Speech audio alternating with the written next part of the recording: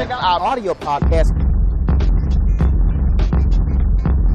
There's only one daily digital show out here that keeps it black and keep it real. It's Roland Martin Unfiltered. Press play.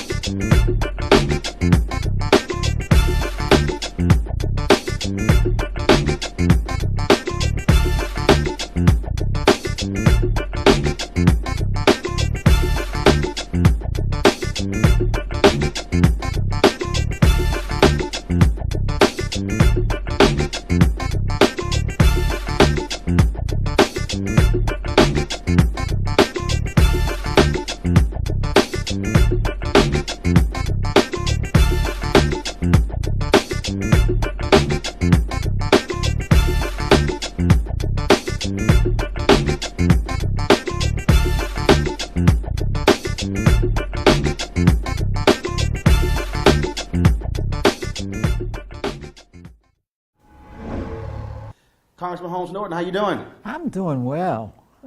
I'm going to start here. It's very interesting watching all these media reports as they talk about the students at Parkland in Florida. And folks go, oh my God, we've never seen this type of activism from students. And I'm sitting there going, none of y'all ever heard of the Student Nonviolent Coordinating Committee? Speak.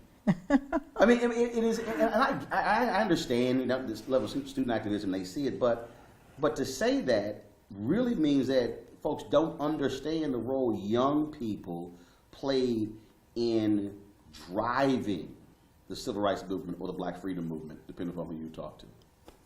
Roland, there is no successful movement, indeed revolution, that didn't start with very young people. Now, Rosa Parks sat in and you got the Montgomery bus boycott, but then there was a period when nothing happened until the sit-ins in 1960, and that is what really started the mass movement. The Montgomery bus boycott was extraordinarily important when you saw Southerners in Alabama take things into their own hands. But not until college students said, you must serve us, did a mass movement surround them, and as a result, we have the 1964 Civil Rights Act, the 1965 Voting Rights Act, and 1968 Fair Housing Act, all out of one very fertile period of activism that began with young people who, because they are young and foolish, will take risks that their parents could not possibly take. And so when you talk about that being young and foolish, but it is that energy, it is that drive, as you said, for North Carolina A&T students. And even before that, Dr. Ron Walters was a high school student in Kansas and did a lunch counter sit-in when he was with the NAACP. And so I just get a kick out of these historically ignorant, news folks who somehow act as if these things didn't happen. And so when you think about those young folks, you were one of those folks. When you think about that period, when you think about the Freedom Riders, when you think about all of those different things, here were folks who said, we want a better future, a better life, and if we don't then step up and do it, no one else will. Roland, as it turns out, it may be that our parents got used to a less than good life, but young people have not been used to that. They now have matured into that and essentially said, is this all? And they were willing to take the risk to change it. And that's what being young is all about. You take risks that maybe you don't have to pay for at the time. And that because you're young, you are almost entitled in a free society to take. And so as in SNCC, although there were risks, because you're young, you take risks that you're not fully knowledgeable about. You also don't have as much to lose. You haven't accumulated anything yet. You haven't become anything yet. In fact, it's because you are becoming, because you are forging your own identity, that you want to be a part of change. Your parents might want to be a part of change too, but they have a lot to lose. And so in a real sense, it's up to young people to take risks if they want a better life. And they take on that burden, and guess what? They get a better life as a result. What was your decision-making process? So when did you say, all right, I'm ready to get involved, and what was the reaction from your parents? Yeah, I remember when I was ready to get involved. Look, I was born and raised in the District of Columbia, segregated city, but a city with a real consciousness that even in elementary school, Negro History Week, we were taught how black people were treated. And because the District of Columbia was blacks in the District of Columbia were quite aspirational, that was passed on. I must tell you, by the time the sit-ins occurred, I said, what took us so long? And that may, in part, be the result of growing up in a segregated society with a social consciousness in the society. It really helped. Whereas you think about some of my peers from the South, they had to develop that consciousness. There was fear just to walk in the streets in some of those Southern communities. You were how old? Oh, I was in 20, I was in, when the civil rights movement broke out, I was in college, about to graduate. And so it then came to fruition when I was in college and law school.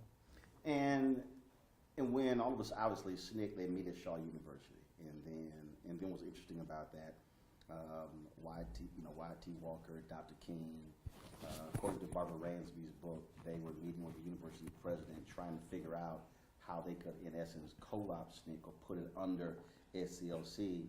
And Ella Baker hears about this meeting, wasn't invited, storms into the president's house and says, this is not going to happen, they will be completely independent.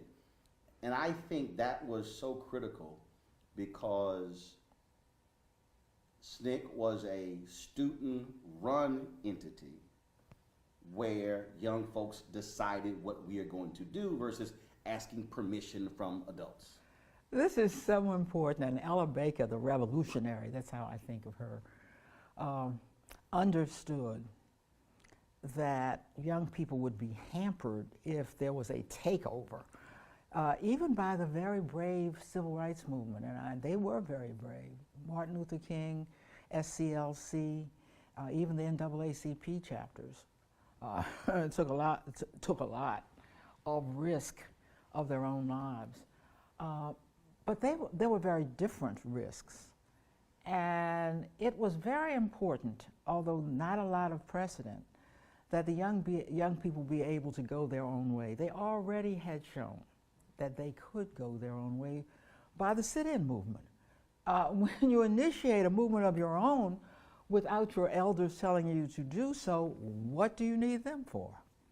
And so Ella Baker was chiefly responsible for saying to SNCC, hey, you don't have to worry. As long as you come together, nobody can stop you from forming your own organization. What is interesting about, first of all, she's somebody who very people really talk about, but when you talk about going from NAACP, well, first of all, other progressive groups, NAACP, SCLC, SNCC, you had this one person who was a constant in all of these different groups, and so we hear all these other different names, and I just tell, and someone who disagreed with King, who felt it was not pulpit to pew, it was pew to pulpit in terms of how you lead. Baker was in so many ways ahead of her time. And the reason she was so restless is, frankly, she was one of the few women leaders in the civil rights movement. It was a very male-dominated movement that never let her rise to her full brilliance. And I use that word objectively, that's what she was. She was a brilliant activist. But as with the March on Washington, when the only person who didn't get to speak was Dorothy Height, there was the Big Seven, or whatever they called themselves. Big Six. Big Six. But there was a women's pre-event.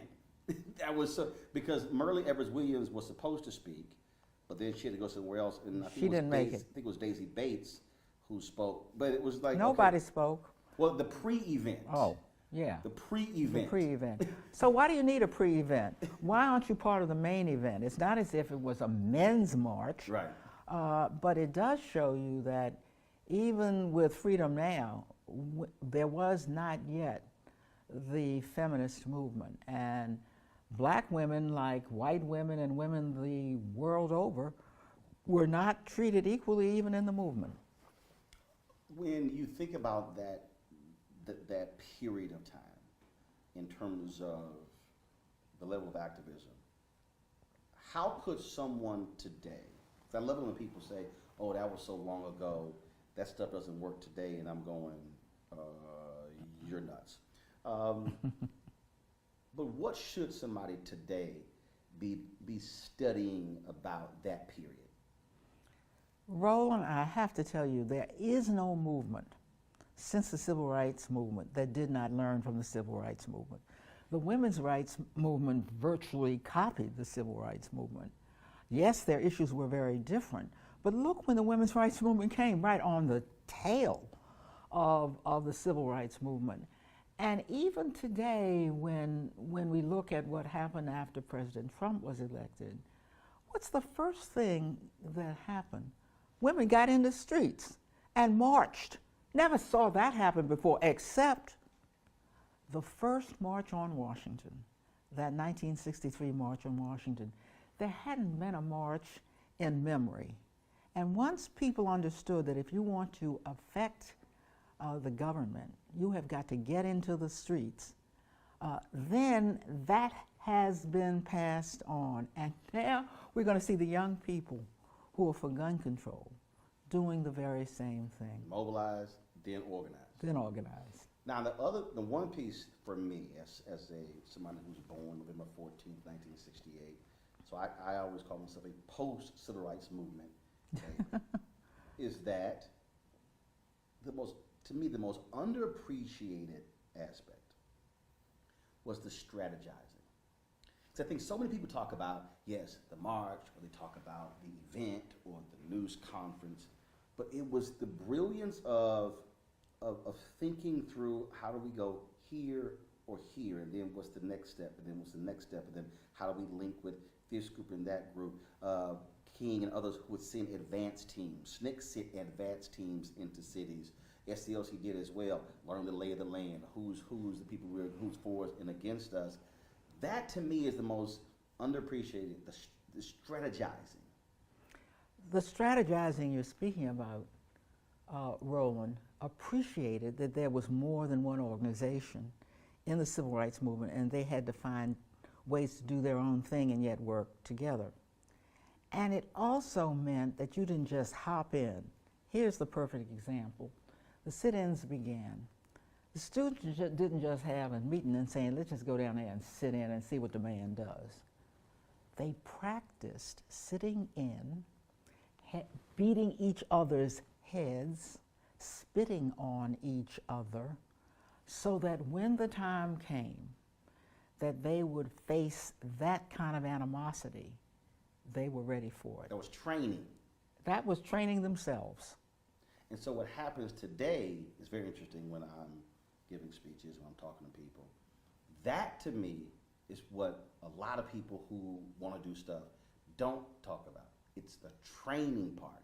Sure you can meet, sure you can come together, but if you don't train the people, I interviewed Dorothy Cotton, she talked about her role, in her book she talked about it, was breaking down the negative of what black folks had to go through, and then teaching them how then to be different. Training. And when you say training, Roland,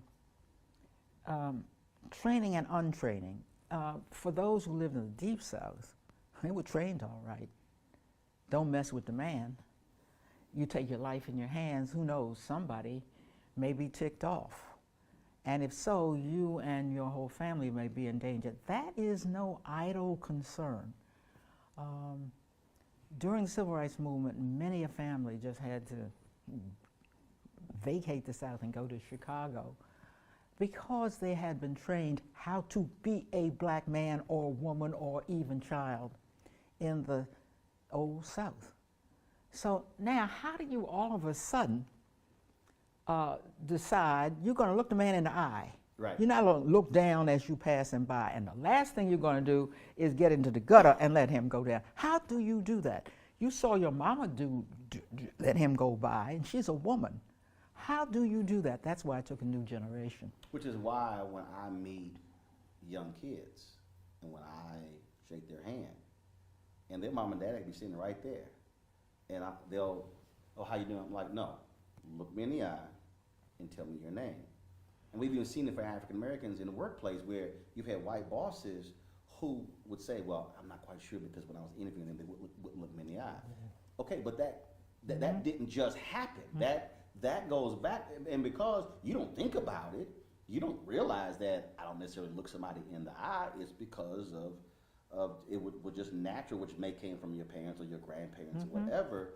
And it's so, to me, it's so much of that I don't think even a lot of African Americans realize how it is so deeply embedded. In essence, some say the post-traumatic stress syndrome of just what we had to learn, and I think we're still unlearning that. We're still unlearning that, which is why your notion of training parallels with untraining. If you've had a lifetime of training not to look a white man in the eye, which is the case even today, how do you get to the point where all of a sudden, if it's a teacher or if it's a grocery clerk, you didn't look him in the eye? How do you do that? You have to untrain yourself, and that is very difficult in a racist society. In a racist society where the power is still, the dominant power is still in the hands of white people. In fact, it's so funny. I had a conversation the other day with a sister who is the assistant to the president of an organization. And the president is black, she's black.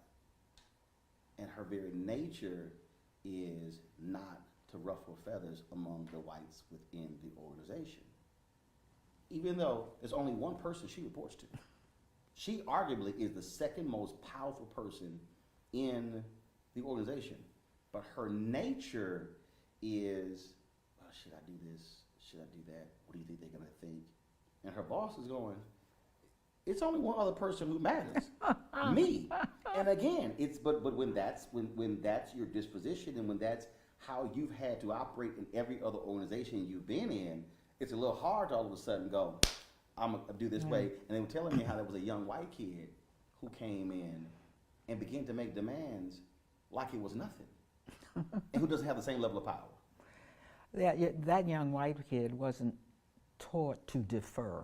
It's one thing to defer to your elders, but there are not a lot of folks in the world you need to defer to. If you, quote, defer to your employer instead of looking him in the eye and telling him why he ought to hire you, that deference that you're giving him will result in your not being employed. He's looking to see if you have any get up and go. And if your get up and go is, and I won't say this, we don't use this anymore, get up, yes sir, Mr. Charlie, because that was when you were, that wasn't deference, that was obeisance. But if your deferral is perhaps too much respect, when he's looking to see what kind of gumption do you have, how will you handle people that you have to come in contact with in my name? Will you defer to them or will you take them on? Yeah, this is a generation, and perhaps the first generation, these millennials, may be the first generation that don't have to be untrained. Not sure, but that may be the case. So I'm gonna say this, and I gotta get your reaction to it. So the last several years, I've given speeches, and I've talked about black folks being technically free. So I talked about 1619, 20 Africans coming, 244 years of slavery, 12 years of Reconstruction, almost 100 years of Jim Crow. King gets killed April 4, 68. Fair Housing Act gets passed. Nixon gets elected for Arthur Fletcher affirmative action. And I said, so if you use 1970 as the marker, African Americans have only been technically fully free for 48 years. Then I said, now I don't have any kids, but I have 9 nieces and 4 nephews. So they're actually, to the point you just made, they're actually the first generation of African Americans born Free. Technically fully free. Born free. And when I say that on college campuses, the students go, they never think, because slavery was so far away, oh, that Jim Crow stuff was so far away. It's like, no, but so with me born November 14, 1968, I wasn't born, and I use technically all the time, technically fully free. I was still born in a segregated America. This is the first generation born technically fully free. That's an interesting point. And the reason I think that you are technically correct is the Civil Rights Acts were passed in the 1960s. So that by the time you get to 1970, you know, you have the Job Discrimination Act. You have blacks beginning to vote in the South. And finally, there is some housing remedy you can go when you're turned away. So in the 1960s, we're still living in Jim Crow America. And you're still trying, and those acts are just being implemented. Just being born. Right. And certainly just being implemented. By the 1970s, this implementation has begun. I mean, in 1977 is when I chaired the Equal Employment Opportunity Commission. Well, by that time, the commission had gotten a reputation for going after job discrimination. So it does show you the importance of 1970 on if you want to judge the generations to see if there has been any effect. I'm gonna jump around. I gotta ask you, because we just mentioned housing, and so it jumped in me. I said I gotta ask you this here. What do you make of Secretary Ben Carson removing the anti-discrimination language from the mission statement of HUD, and earlier in the year told cities that they canceled the Obama era rule where they had to submit their plans to end segregated housing? And I'm going, this is the 50th anniversary of the Fair Housing Act, and a black Secretary of HUD is removing the anti-discrimination language from the mission of that department. What greater insult to a generation that gave their lives, and I mean that quite literally, to get us to where we are today, than to see a throwback with somebody literally trying to erase the results of what they did with a stroke of his pen. This is one reason why this administration cannot last for long. Look, we've had Republican administrations. Not all of them has been as strongly civil rights as Obama, but I have never seen any president, any administration until Trump and his black cohorts try to turn the clock back in writing so that nobody could make any mistake about it, not just in rhetoric, but here in regulations, here in what you have the power to do, and for what? What do you accomplish? Who are you pleasing? I don't even think Trump has asked for that. Very, very disappointing. So disappointing that I'm sure it won't last. I would reckon that if the next president is a Republican, he will be in reaction to this administration, and those regulations will go back to where they have been since the civil rights movement under presidents Republican and Democratic. That's just how much of a throwback that is. That's a throwback into the 20th century. We're deep into the 21st century now. You've been to a ton of Black History Month events, MLK events, and I'm bothered by what I call Dr. King has become America's civil rights mascot. He's sort of like this bobblehead figure that we sort of bring out, and people say, oh my God, he was just so loving and loved everybody and wanted everybody to get along. And then you have House Speaker Paul Ryan and others, they issued their statements on how much they respected him and admired him. And I'm sitting there going, clearly, y'all have not actually read, listened, studied the radical revolutionary who Dr. King was. Yeah, how often do they tell us that he was assassinated? Martin Luther King was such a revolutionary that he dared the society in every way in which he thought that they disrespected humanity. Remember, we're talking about what began as civil rights, but we're also talking about the Poor People's March. We're talking about the Vietnam War. And this is what made him a revolutionary. He didn't stick to his lane. Where he... And black folks said, hey, you don't know anything about foreign policy. What are you doing? It's his wide-ranging understanding of the interlocking relationships between the great issues of his times made him into a truly great American. It's one of the reasons why, if you were to name, I don't know, let's say 3 great Americans of the 20th century, even if you included some presidents, I'm not sure who you would include, but Martin Luther King's name would be there. So understanding of him was King was of his times and what they demanded. And what they demanded is someone of revolutionary will, willing to take revolutionary risks. Because as you point out, when he spoke out on the Vietnam War, there were African Americans who essentially said, hey man, you were making headway on this oldest of American problems. Why don't you stay in that lane, maybe we'll get something accomplished. And that was NAACP, it was Urban League, it was Carl Rowan. I mean, his approval numbers among black people was below 50%. Oh. Black people said, hey bro, you opposing America, you opposing, no, we're not with you on that one. Yeah, you know, perhaps it was easy enough to raise our consciousness on what we were experiencing every day, that is racism, but not all of us were experiencing poverty every day, and certainly not all of us were going off into Vietnam to fight a war which the entire country has come to regret.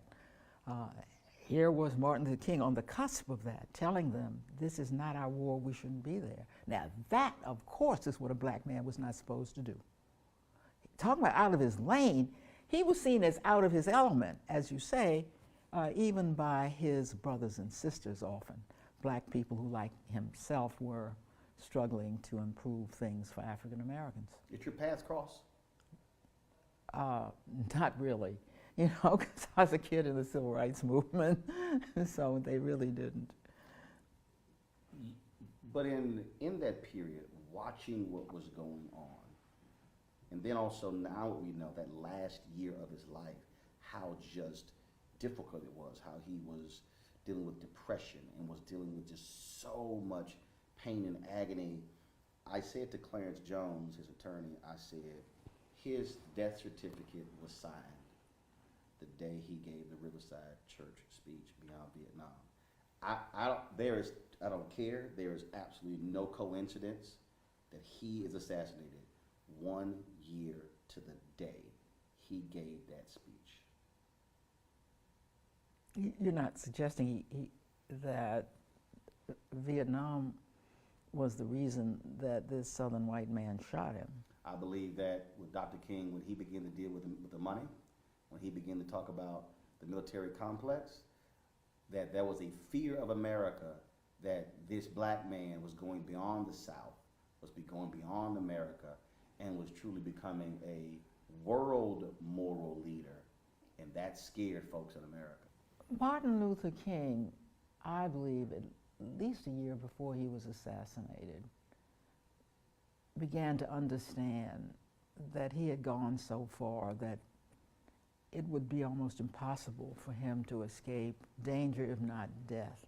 And so we began to talk about it. And up until the very end, when that last night at the Memphis meeting of garbage workers, when he said he was ready. That's the way Christians like that think about life. They want to be ready when the time comes. And I think he was preparing himself. And yes, when he branched out into the Vietnam War and met criticism, when the Poor People's March did not materialize in the way he thought it would, and even then people thought he was out of his element, he began to understand that he was accumulating enemies in what we then call the power structure from all over the country and all over the world. And here's why I believe that Martin Luther King probably died at peace, because he had prepared himself for death. Describe for you April 4th, 1968. Where were you? What were you doing that day? I'll never forget that day. I believe, I remember, I think I almost woke up to it, to learn of it. And as much as we had learned of his encounters with danger, I have to tell you, Roland, assassination I was not prepared for. I was young and married and just had my first child, and you know, for me, the civil rights movement would go on, or some version of it, forever. Yes, I knew King was in danger. And yes, Malcolm X had been assassinated. What I did not understand is that I was in the decade of assassinations, where when people disagreed with you, they would kill you. Kennedy, Malcolm X, MLK, JFK, Medgar Evers. Think about it. And That's 5 in 5 years. Of one decade. And what is not coincidental is that if you look at the decades of the 20th century, none was more robust in change, and in change that brought results. It was as if the country had a cataclysm, a lot of change, a lot of reaction. People are going to gather in Memphis. They expect more than 50,000 to be there. People from all over the world are coming. Media are coming as well. And folks will commemorate, and they'll look back. What should be the focus April 5th, 2018? And people have already begun. You speak about the Memphis remembrance, perhaps 2 months ago, perhaps understanding the importance of this date. Garbage workers, I remember standing with them right here out in front of the Howard Theater. It was as if they were preparing for it. I think April 5th should be about making sure that Martin Luther King did not die in vain. That may sound like a cliche. Today, it doesn't sound like one to me when you talk about how the clock is being rolled back in some ways, even as we applaud how much progress has been made. But when we experienced an assassination that took away the greatest civil rights leader of our time, got to measure ourselves by whether or not we're willing to commit ourselves to continuing what he died for, because he did die for it.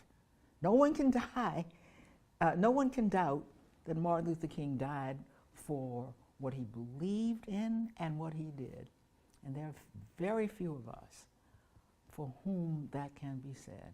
His book, his last book, which people, actually the one book that didn't, I mean, the least successful book, Where Do We Go From Here, Chaos or Community? And I've said repeatedly, I said, if you're black, that has to be on your shelf, because he literally made clear what we've been dealing with for 50 years. Claiborne Carson, the Stanford Institute, MLK Institute.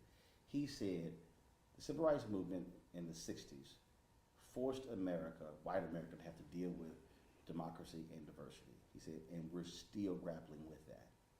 And King said in that book, he said, the biggest block to where we have to go will be our white allies. He said the moderate white and our white allies will not be with us. And when you think about after 8 years of Obama, and you look at a lot of folks who voted for Obama, who supported Trump, I still contend there is this fear of 2043 when we become a majority minority country. This fear of control, power. Okay, what do we do? Because we've been in control of this thing for so long. And that is what we are still fighting this. Yeah, look, hey, fine, y'all can vote, y'all can go into a hotel, but now you want to mess with the money. Nah, it's a whole different deal. Well, it's still got the money. Even as we become a black and brown country, it's going to take a lot to make equality stand up that way, but it is certainly true. And I think Trump supporters quintessentially stand for this. They're seeing the America of their fathers and grandfathers slip away from them. And the foremost evidence of that is, frankly, Barack Obama. And the reason it is because when you can elect a black president, even though it took a majority of whites to do that, it must mean that the country is turning as it is, black and brown. And where do you go from there? Are they afraid of being in the minority? I think so. Oh, I agree. I think there's this whole deal of, okay, we don't know what to do. I mean, it's like, and it is happening. The fact that, and I think Time Magazine did a piece last year, in 7 or so states, the white death rate will surpass the annual white birth rate. And now all of a sudden, now you start going, wait a minute, now education and jobs and all of a sudden, okay, our kids now really got to compete. Oh, we're way beyond below zero population growth. It's very interesting that the Speaker of the House said a couple of months ago, why aren't people having babies? It is true, we don't have enough people. To the extent that we're getting people, and by the way, black and brown people, as they move up, also have fewer children. So we need immigrants. We don't just need us to proliferate. And the more you get immigrants and the more you get black and brown people continuing to have children, the more some might see themselves as being miniaturized, becoming a minority, something that they have never been in their country. But why haven't they been? Think about where we are. We're so close to Latin America that if people could come and go, we would long ago have been a black and brown society. But of course, not until 1963 when they changed the immigration laws so that it doesn't simply prefer people of Western European background. That change in the immigration laws began to change America. Because we're not far from, you said, Latin America, Cuba, Haiti, Dominican Republic, Puerto Rico, West Indies, Caribbean. This was meant to be a black and brown part of the world, but for 200 years, maybe 300 years, it was the white part of the world, and that is changing, and it was inevitable that it would change. And for people who have regard their own lives as coming from their whiteness, this is a problem. I got news for them. It didn't come from your whiteness. It came from the fact that you too were immigrants and you were treated fairly when you came to this country. That's all it's about. Yeah, there's going to be some competition there. There are going to be some black and brown people to compete with. 2 questions left. You said when you talked about when you ran the EEOC, I really try to get people to understand, even with the laws being changed in the 60s, there was massive resistance to freedom for black folks. And that's why I keep using technically fully free, because we still, King talked about we want our birthright. He rarely talked about equality. He talked about freedom, meaning, no, we want the same thing y'all got without having to pass any new laws, without any new stuff. But when you start thinking about the lawsuits and the blocking, and it was like, and so even after 70 on, it was like a fight for everything. You still had the housing suits and the job suits and the education suits. I don't think a lot of people really understand that the battle that existed post Black Freedom Movement. Well, every inch of ground you had to fight for. I'm not sure when the post-freedom movement came unless the 1970s.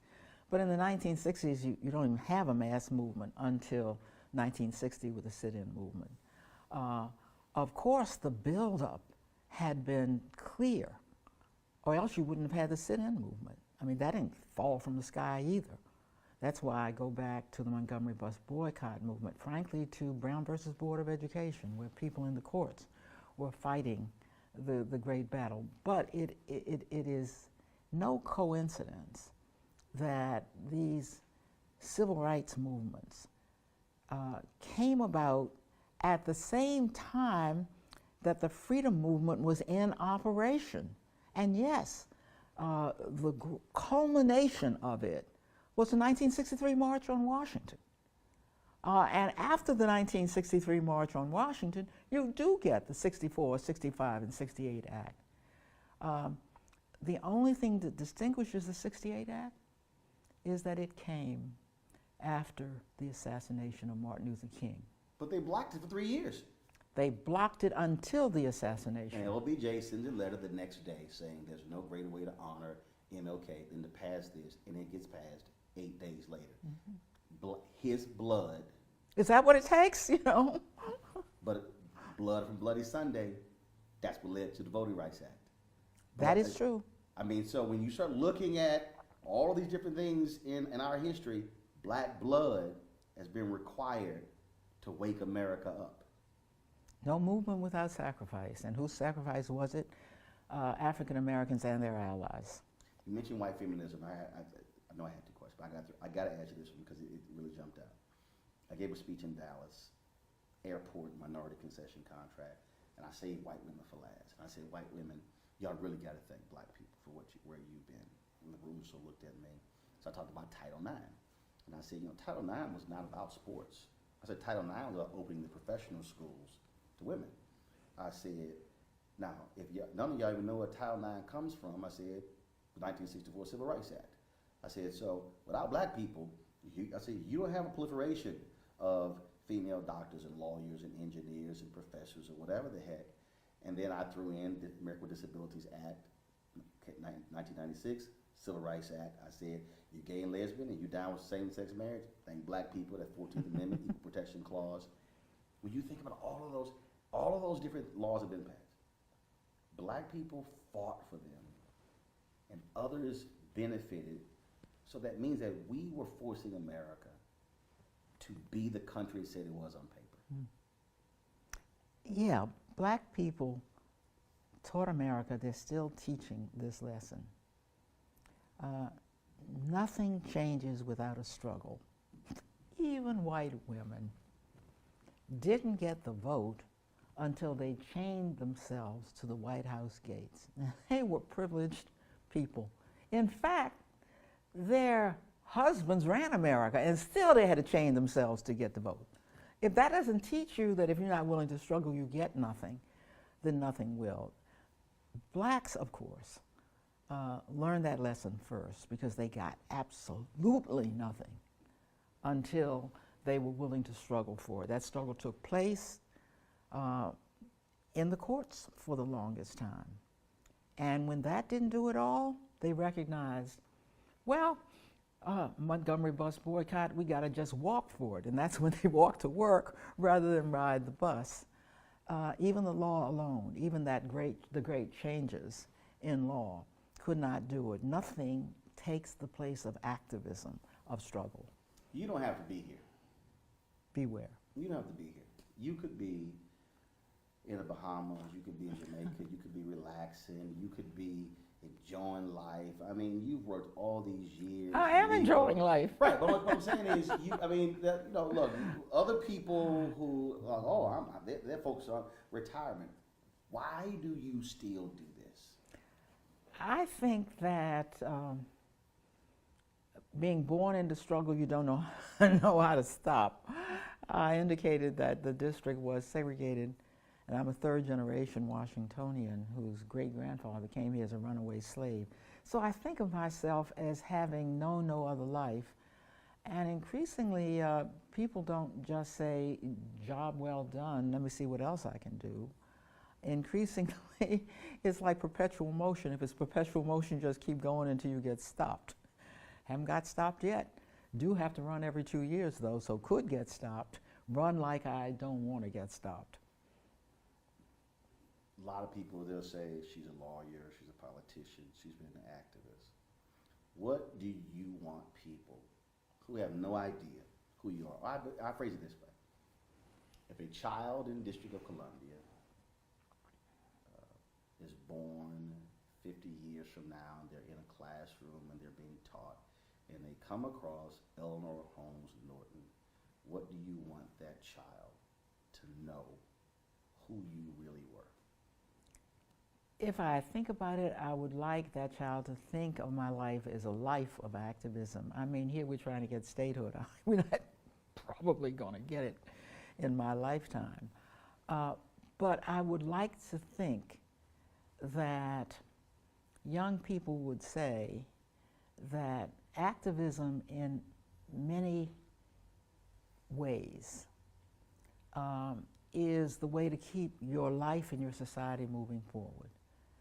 And I would like for them to say, well, maybe there's no segregation there, but there is a need for activism. Let me find what that need is and let me be a part of it. Cool. Go for it. Congresswoman, I appreciate it. Always a Thanks so pleasure, much. Roland. Always a pleasure. You want to check out Roland Martin Unfiltered? YouTube.com/Roland S. Martin. And subscribe to our YouTube channel. There's only one daily digital show out here that keeps it black and keep it real. It's Roland Martin Unfiltered. See that name right there? Roland Martin Unfiltered. Like, share, and subscribe to our YouTube channel. That's YouTube.com/Roland S. Martin. And don't forget to turn on your notifications so when we go live, you'll know it. You want to support Roland Martin Unfiltered? Be sure to join our Bring the Funk fan club. Every dollar that you give to us supports our daily digital show. There's only one daily digital show out here that keeps it black and keep it real. It's Roland Martin Unfiltered. Support the Roland Martin Unfiltered daily digital show by going to RolandMartinUnfiltered.com. Our goal is to get 20,000 of our fans contributing $50 each for the whole year. You can make this possible. RolandMartinUnfiltered.com.